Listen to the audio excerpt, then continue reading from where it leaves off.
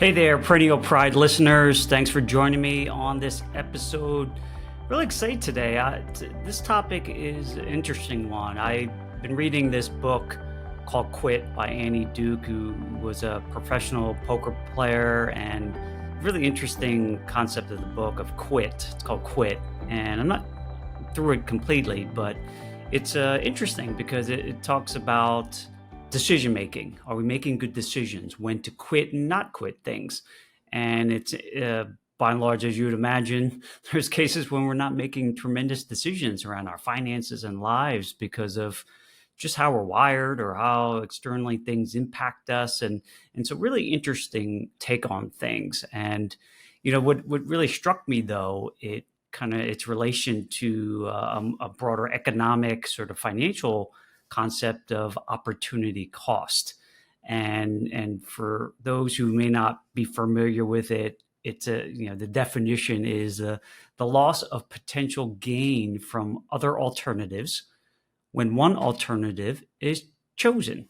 So it seems very simple. I take this option, and what do I not get because I took it, right? What could I've invested in, or what direction could I've gone, and what that could mean, right, for my life fulfillment or finances and such. So it's an interesting concept, and it isn't quite often thought of, certainly when we think about our personal finances, because we're always in the now. Like, what are we investing in now? What's the return? And opportunity cost can have a long-term sort of lens to it, right? Because things that we do and choose to do, whether it's in our finances, can have long-term impacts. And that goes with our just choices in life too, of our careers and jobs. And that's what I want to go in today to help you think about this in a little bit more depth, because obviously when we think about opportunity cost, it's kind of sometimes an abstract sort of thing, because can't always measure it concretely, because if I put money into investment and it returns a certain amount, it's easy to say what the return is, but what could I've done elsewhere, right? There's a whole host of different options.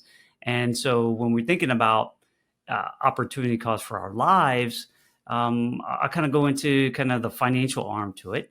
But also there's a way I think about it, even our choices in our journey of life, right? The choices we make on where we go to school and or what we do for a career, or how we spend our time, there's opportunity costs associated with that, because we're dedicating our precious time to things in our lives. And are we getting the most bang for our buck, or are we foregoing things that are important to us? And we'll go a little bit into that. So I want to use this to kind of share my thoughts on opportunity costs, and maybe how do we minimize that, and how do we maximize our return in our life, right, for finances and fulfillment in life.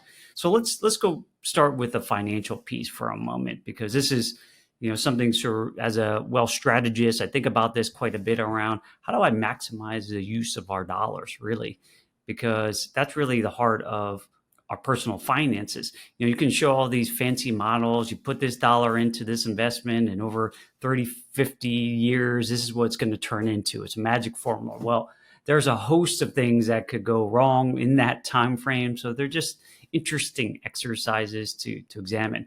But when we look at our personal financial lives, when we take things from how we're insuring ourselves and where we're saving, and where we're investing money for growth or cash flow or in our businesses, what we often find when we look at some of these things is that there's a lot of money being sort of lost in the sauce, if you will, right? In certain different areas where there tends to be a lot of leakage of money. And when that happens, it creates losses. And when you lose money today, it stops you from allowing that money to continue to earn and grow for decades, or even if you're thinking really long-term, generational wealth, right? That money is gone forever. And the easiest thing to point at is a savings account. We're often taught to save money, which is a good thing. Money that's liquid, accessible, doesn't lose. And that's an important thing to have. Emergency funds, we talked about, and more importantly, opportunity funds, where you can deploy that for investments down the road. And we're often taught to park it in banks, right? That's our natural sort of default. And obviously, historically, when you look at it, not really providing much return, right? And so when you look at that sort of scenario, that money has an opportunity cost to it because it's sitting there idle and waiting, and it's not really earning all that much or doing other benefits other than some liquidity. So you got to think, well, is there a better alternative for that, right? Those are the types of things that we got to examine within your financial life. So certainly today is a little bit different, with the higher interest rates, but historically over time, you've seen that's not a great place to park money long term because your wealth is eroding, right, due to inflation. So what are some opportunities? And for us, whether it's, bonds or treasuries or even high cash value life insurance are better alternatives for that. And so you just have to examine that, right? Where else could I store money? Some of the other places where we find often big opportunity costs are in taxes, right? Taxes are our biggest expense. And in my mind, they're equatable to a loss, right? That money comes out of our pockets and we can't use it to save and invest and grow our wealth. So that is essentially a loss. So every dollar you pay in taxes extra above what you really need to is creates not only a loss today, but a significant opportunity cost down the road, right? So imagine a dollar today in taxes, like what that could equate to 30, 40, 50 years down the road at a reasonable return.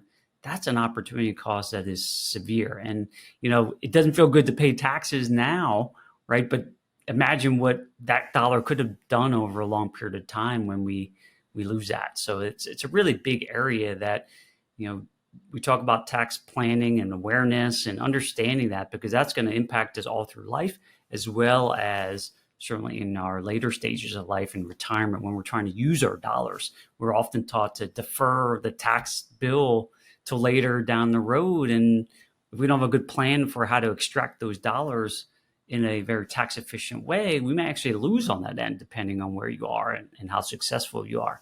So it's really something to kind of be aware of. Another area that I think from a big opportunity cost is how we finance things. And I always used to think that paying cash for everything was the best way to do things. And there are cases where that makes sense, right? But when you think about when we pay for cash for things, we take money from, say, the bank where it was inefficiently being stored anyway. That comes with its own opportunity cost. But then we put it somewhere into buying a car or putting it wherever you paying for college, whatever the situation is. And then those dollars leave our lives forever and stop earning and growing for long periods of time. And sometimes it's, again, back to the abstract nature of this, that you may not really recognize it. It doesn't feel different because those dollars are that's what we're supposed to do, just, pay for things. Well, that really comes at a significant cost, especially if you can find places to deploy capital that is going to, have good long-term returns in your business, in stocks, in bonds, real estate, whatever it is. Allowing those assets to grow and earn for long, long periods of time can really be hugely powerful to your wealth building and allowing them to continue to grow instead of handing those dollars off and basically cutting it short. And so you have to kind of factor that in and sort of examine what that looks like and determine what's the best course of action for you for your longer term wealth building, not just short term. Another great example of this is how we insure ourselves. Obviously, insurance plays a unique role in our wealth building. As we talk about in different episodes, it's, there's a balance between protection and wealth building. And we got to have these, and it's two parallel paths we're on. And especially if you're younger, having those protections in place adds value. It comes at a cost for sure. But, if we didn't have those sorts of things that protect us in a whole host of ways, from death, disability, life insurance, and protection of our assets, things of that nature, that we might struggle, right? Because if any of those things hit, we're not going to be able to feed our families, and we're not going to be able to save and invest the way we wanted to. So having those protections is big. But you got to examine whether those protections are positioned properly and the types that you're using are the best for your long-term goals. And take, for example, term life insurance, right? There is a value to having term life insurance. And some pundits are going to say that that's the only thing you should ever have in your lifetime. And I'm not a big proponent of saying anything should be used or not used ever, like it's a black and white type of thing. There are always situations that financial tools are good, certainly and good for the type of person you are, an investor. And so, term insurance itself has its value, especially when you're younger and you need to protect at a cheaper dollar today. But what ends up happening in those sorts of situations, most people will never use that protection over their lifetime. It's in the low single digits that they ever get used. And then at the time that you're likely going to, die as you're later in life, you get rid of it. And so not only that the cost of that insurance is all the money you put into it and what it could have earned all through life, but then that large death benefit also goes away. And so depending on where you are, this could equate to millions of dollars of lost opportunity costs because of that decision. And so you just have to factor those in and sort of see the bigger picture of it, and get someone to help you think through it a little bit for the longer term too, because these are not just short-term decisions. So that's hopefully gives you a perspective on the financial side. There's a host of other things in there too, and I would encourage you. I wrote a little ebook on this called Wealthy Eroders, and we'll put a link to it in the show notes if you want to download that free ebook, just to give you a flavor of what these things are, wealthy eroders that are creating losses today and massive opportunity costs over your lifetime, and see if there's ways and strategies that could maybe tilt that more to your side and recapture a lot of those costs so you can continue to build wealth. I really highly encourage you to do that. Now, let me switch gears a little bit and think about it from just our general life, right? The journey of our life, whether it's our careers we choose, how we allocate our time, and those itself can create opportunity costs. Imagine, and this is kind of what I gather a little bit more from reading a little bit of the book Quit, is we often can stay in certain things way too long, right? Because we get comfortable with them. We don't want to face the changes that may occur in our lives, so we stay at things way too long because we get comfortable, and we fear change, and fear what that could mean with our lifestyle and the amount of effort that would take to to change that. So thinking about it, I had my long stint in corporate America, and it's still shocking I was there so long, but you get comfortable, right, in that environment.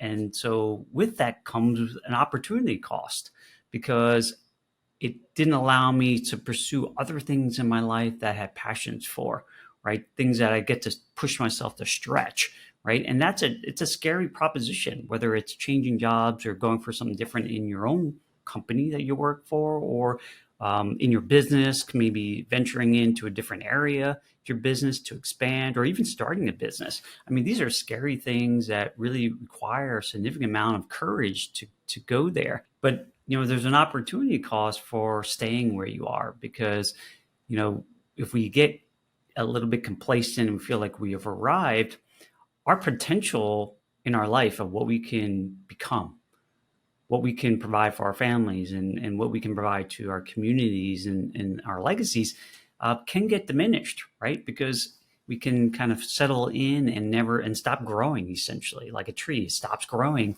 prematurely and never blossoms into what it could be. And so these opportunity costs are hard to measure, right? Because we don't know what's going to happen. I saw this one quote around this was around courage, and having the courage to face our fears in our lives, to leave the life that we know for a life that we're capable of. And that's a scary thought to think about it, because you're putting a lot on the line, especially if you're in a place where you feel valued and comfortable, and everything you're doing, but it may not be fulfilling enough for you. And so this is where we can venture off into exploring, what do we dream of, right? We think of, as a kid, we want our kids to dream all the time and think about whether they want their lives to be. It's easy for us on the outside to be able to say something like that, but how do we do that for ourselves, right? Have we ever written down all the dreams that we have, the wishes we have, and how do we go about chasing them, right? Because that's part of life. That's the whole thing, and hopefully that helps us become better people and allows us to have a more fulfilling life on this journey. But it requires us sometimes facing our fears and having the courage to do it. So for those who are maybe in that boat today and thinking about it, listen, I want more out of life. There's more to it. I know I have more to give, and maybe I'm in a job or life that it just isn't fulfilling enough. for me and I want more, it does require you to push a little bit and challenge yourself and reflect on what it is you want and why. That's absolutely key. And then maybe taking some steps along those journey. Even myself, when I started off, and I didn't, it took me a number of years to start my own financial practice, but I did it alongside of working a job to see what it was like. Would I enjoy it? Right. And it took a little time to figure that out and grow into it and face those challenges along the way. So that's one way to hedge it to some degree, is to give yourself that flexibility. Say, you don't have to go all in with it, right? But you can start somewhere. Like if there's a new business venture you're thinking of or area you want to learn, go take a class, go talk to folks in those industries and sort of explore what could be, right? And you're going to find whether it's a good fit for you or not, and kind of continue to grow. And just like anything in life, more often you start facing those areas and fears, if you will, it gets easier along the way. You'll never stop. It'll never stop if you're growing and pushing yourself. So that, I guess, is something also to get used to. But you get more hardened. You start realizing that these things are not as scary as you thought they were, right? That whether it's starting a business or getting into new areas of investing, whatever the case is, building relationships with your family. And this is all applicable outside of just your business or career. It's also, personal areas of your life, like where are you spending your precious resource of time, right? And is it bringing you the most value and potential in your life, right? In all areas. And so this is something for us to evaluate, because we stay on the course we are on, right? It may be comfortable, but would it be fulfilling enough? Will you have reached everything you could have on this earth?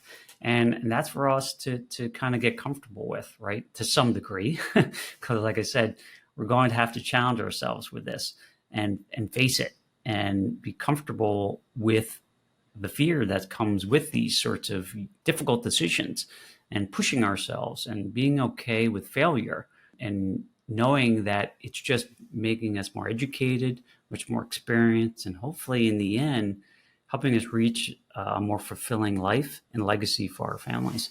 So I hope this gives you at least some inspiration and certainly food for thought around your finances to avoid these opportunity costs, because, I think that's in the end, when we think about the end in our lives, which we all will have to graduate from this earth, is have we reached our potential? Have we done all we wanted to do in this life? And we will have us and ourselves alone to judge that. And I think for most people, they want to be able to say, yes, I have lived the life that I really wanted, and I pushed myself, and I became all I could be on this earth. And that's all I think we could all ask of ourselves. And that, to me, is equatable to success. Regardless of how much money is sitting in your bank account or what fame or fortune you may have, you're still going to be a success. And it's something that will leave a lasting mark on those that you touched in whichever way you do it. So hopefully this was helpful, and we'll see you on the next episode of the Perennial Pride Podcast. Thanks for joining me on this episode today. I really am grateful for you as listeners to the Perennial Pride Podcast. I hope you're getting some tremendous value out of it, and hopefully pushing you along your journey to financial freedom. I put this podcast together really to help you get more educated around your finances so that you feel empowered to live the life that you really want. And if you like the content that you heard today or watched, then I would encourage you to go to my website, perennialpride.com. There's tons of other content there.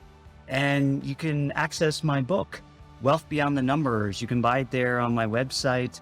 It's a aggregation of a lot of great tips and tools I've learned to not only build my wealth in my accounts, but build wealth in my life and abundance and joy, and something that has a lot of my experiences in the journey that I've been on personally. Hopefully that can be also of value to you as you sort of move forward. So thanks again for being a Perennial Pride listener, and we'll see you on the next episode.